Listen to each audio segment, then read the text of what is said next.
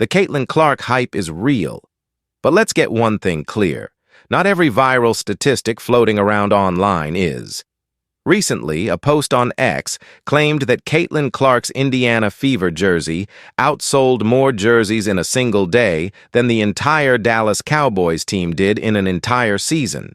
Basketball writer Dick Weiss even suggested that more Clark jerseys were sold in one day than the Cowboys managed all of last year combined.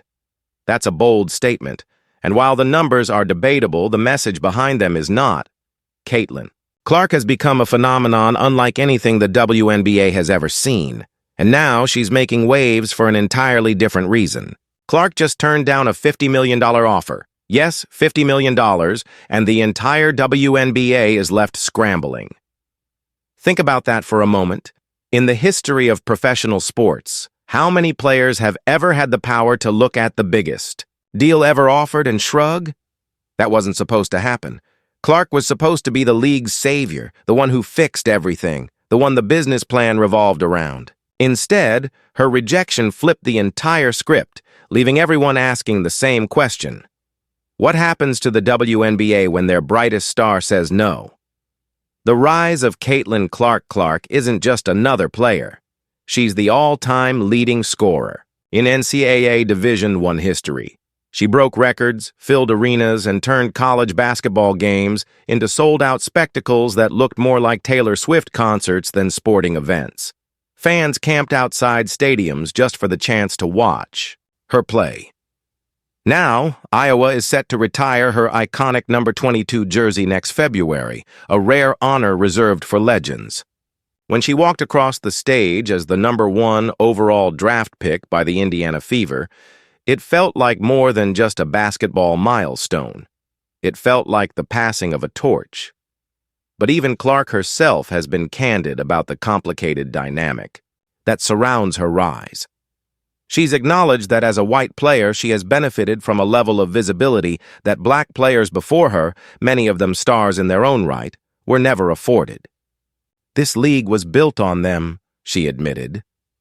Her honesty struck a chord. On one hand, she elevated women's basketball in a way the sport hadn't seen before. On the other, it forced uncomfortable conversations about who gets recognition and why. The league's gamble for years, the WNBA struggled behind the scenes. TV ratings stayed flat. Local broadcasts barely held audiences. Ticket sales often couldn't push arenas past half capacity. Most teams operated at a loss, carrying costs far above their revenue. Outside of a handful of markets, games felt less like national events and more like small community gatherings. The question wasn't how to grow. It was how long the league could survive before something had to give. Then came Clark. Overnight, she went from a college superstar to the centerpiece of a survival strategy. Media outlets called her the savior. The league leaned into her celebrity like never before. She wasn't just another rookie. She was the business model. And at first, it worked. Suddenly, tickets to Fever games sold out in minutes. Resale. Prices hit levels unheard of in women's basketball. Reporters camped out at practices just to catch her shooting drills. Her jersey? Gone from shelves within hours, restocked, and gone again. Her debut season wasn't just good, it was historic. Rookie of the Year. First rookie named to the All-WNBA first team since 2008. National broadcasts featuring her team ranked among the most watched games in years. Sponsors who once ignored the league suddenly lined up, dropping ads and campaigns built around her image. The numbers didn't lie. The WNBA was, for the first time in decades, undeniably trending upward. Boardroom, a sports media company, even named the WNBA the fastest-growing brand in the United States. The hype was real, but so was the gamble. The 50 million moment. Here's where the story takes a sharp turn. Riding the wave of Clark mania, WNBA executives believed they had cracked the code. If she was driving this surge, then securing her long-term future was a no-brainer. So they put the biggest deal in league history on the table. $50 million. This wasn't just a contract. It was a statement, a golden ticket. The kind of offer that was supposed to lock her in as the cornerstone of the WNBA for the next decade. Imagine the scene. League officials sliding the papers across the table, cameras ready, expecting Clark to smile, grab the pen, and sign instantly. But instead, she shrugged. She didn't even flinch. Her refusal traveled faster than the offer itself.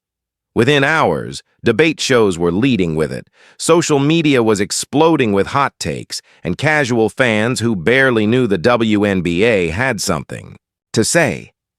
Some argued this was proof the league finally valued its stars. Others said it showed how out of touch the WNBA still was, thinking a paycheck alone could secure loyalty.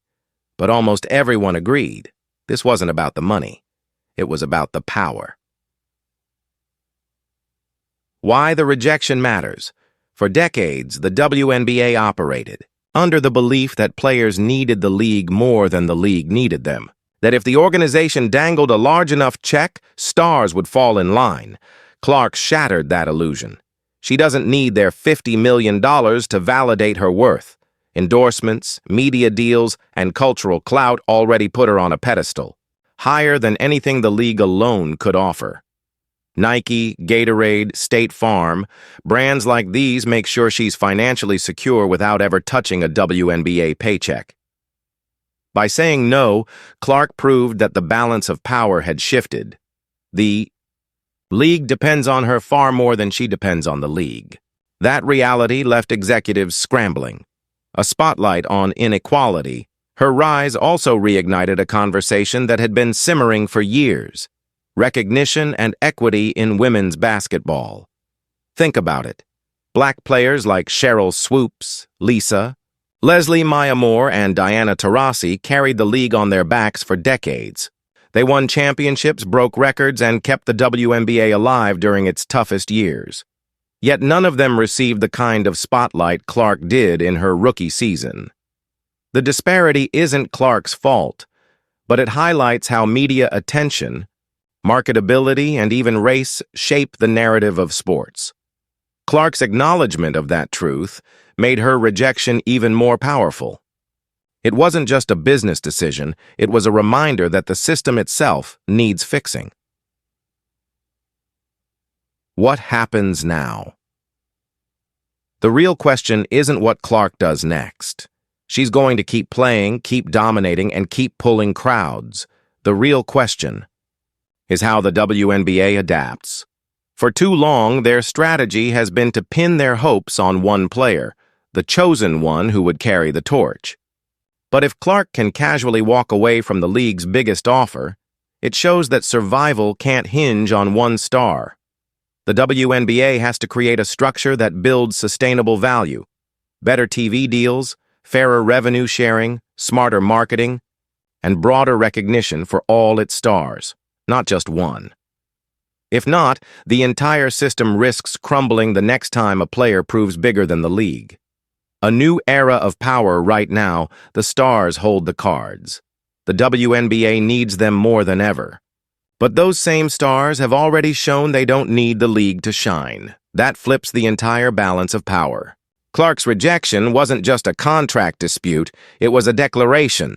A reminder that athletes today don't have to play by the old rules. She's not just rewriting the record books. She's rewriting the business of women's basketball. And as the dust settles, one thing is clear. Caitlin Clark didn't just turn down $50 million. She turned the WNBA upside down.